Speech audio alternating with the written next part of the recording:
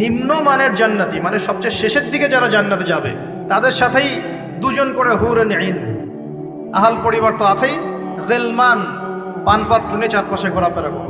জান্নাত মানে কি? যেখানে যা ইচ্ছা তাই করা যাবে, বলার কেউ নাই, বাধা দেওয়ার কেউ নাই, সেখানে কোনো মৃত্যু নাই, সেখানে কোনো অহেতুক কথাবার্তাও নাই, কোনো গাল গল্প নাই, কোনো মিথ্যা নাই, কষ্টের ক্লেশ মাত্র নাই, থুতু ফেলতে হবে না। জান্নাত মানে থুতু ফেলতে হবে না, জান্নাত মানে হাঁচি হবে না, নাক ঝাড়তে হবে না, জান্নাত মানে ইস্তেঞ্জা পেশাব পায়খানা করার টেনশন নাই। মানুষ খাবার খাবে, একটা ঢেকুর তুলবে, বাস খাবার হজম হয়ে গেছে। আর জান্নাতের সবচেয়ে বড় বিষয়টা কি? আল্লাহ পাককে আমরা এই চোখ দিয়ে দেখতে পারবো ইনশাআল্লাহ। আর তার সমকক্ষ একটা বিষয় হচ্ছে আল্লাহ পাক বলে দিবেন যে আমি তোমাদের সবার উপর সন্তুষ্ট হয়ে গেলাম, যাও কোনোদিন অসন্তুষ্ট হও। ব্যাস, দ্যাটস অল। এখন আপনি যত কিছুই করেন এই বস্তুবাদী জীবনে, মনে একটা ভয় থেকে যাবে।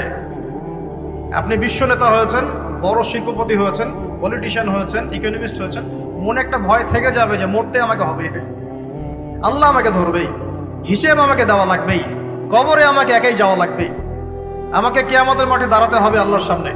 মনে একটা ভয় কাজ করে, যদিও বাইরে মানুষ দেখায় যে কোনো ভয় নাই। মানুষ বাইরে অভিনয় করে, মানুষ সমাজের মানুষের সাথে বাইরে একটা অভিনয় করে। কোনো কোনো ক্ষেত্রে আমরা নিজেরাই নিজেদের সাথে অভিনয় করি। কথা সাহিত্যিক হুমায়ুন আহমেদের নাম শুনেছিলেন? শুনেছেন? ইন্তেকাল করেছেন। একটা সময় ছিল আমরা স্কুলে পড়তাম, কলেজে পড়তাম, মাঝে মাঝে টুকটাক এ ধরনের কিতাব বইপত্র পড়া হয়েছে। হিমু, মিসির আলী এইসব পড়া হয়েছে, শরৎচন্দ্র, বঙ্কিমচন্দ্র, রবীন্দ্রনাথ, নজরুলের কবিতাগুলো, ইভেন শেক্সপিয়ার, অ্যাডাম স্মিথ সহ, যিনি অর্থনীতির জনক। যাই হোক, তিনি তার বইয়ের মধ্যে লিখেছিলেন যে এই পুরো দুনিয়াটা হচ্ছে অভিনয়ের মঞ্চ।